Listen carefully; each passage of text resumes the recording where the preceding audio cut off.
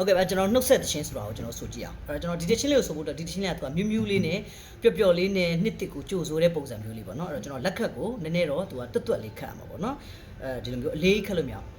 အဲ့လိုမျိုးခတ်လို့မရအောင်ကျွန်တော်တို့က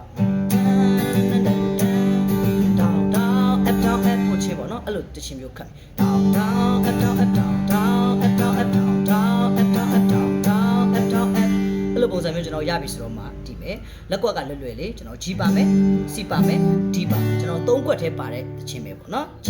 C ဒါပေမဲ့လက်ခတ်ကိုကျတော့ကျွန်တော်ခုနကပြောခတ်မယ်ဒီဇင်ဘာရဲ့ညချမ်းလေးမှာဆုံးမဲ့ဒီဇင်ဘာရဲ့ဆိုကြတယ်မှာကျွန်တော်ရဲ့မှာစပြီးတော့တီးတာမို့လို့အရင်ဆိုရတဲ့တခြင်းမျိုးစားပုံစံမျိုးဆိုပေါ့နော် Okay ကျွန်တော်စကြည့်အောင် ready 1 2 3 go ဒီဇင်ဘာရဲ့မှာဒီမယ်နော်ရဲ့ညချမ်းလေးမှာဆုံးမဲ့တခါပြန်ပြီးခွဲခွာရတဲ့ကြီးအိုးဆွေရဲ့နှုတ်ဆက်ခဲ့ပါတယ်တော့ရွှင်စွာရဲ့မိသားစုနဲ့အတူတူပြောမယ်တဲ့တိုင်းပဲကြီးဒီဆိုနေရင်နှုတ်ဆက်ခဲ့ပါတယ် correct တို့သွားတော့မဲအောင်မှတည်မယ်နော်မဲနှုတ်ဆက်ပါတယ်နောက်နေရရဲ့တခါပြန်ဆုံးအောင်ပဲဒီနှစ်သစ်မှာဝမ်းမြောက်နိုင်စေ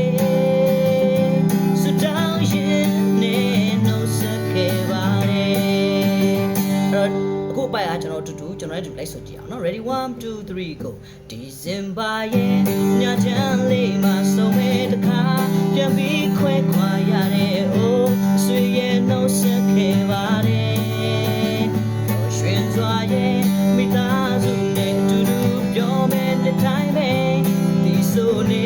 ရင်နှုတ်ဆက်ခဲ့ပါတယ်တို့သွားတော့မယ်နှုတ်ဆက်ပါတယ်နောက်နေရရဲ့တခါပြန်ဆုံးအောင်မယ်ဒီနှစ်သစ်မှာဝမ်းမြောက်နိုင်စေစတောင်းရင်နဲ့နှုတ်ဆက်ခဲ့ပါတယ် Okay ပါအဲ့တော့ကျွန်တော်ညီကိုလေးလိုက်တီးလို့အဆင်ပြေပါ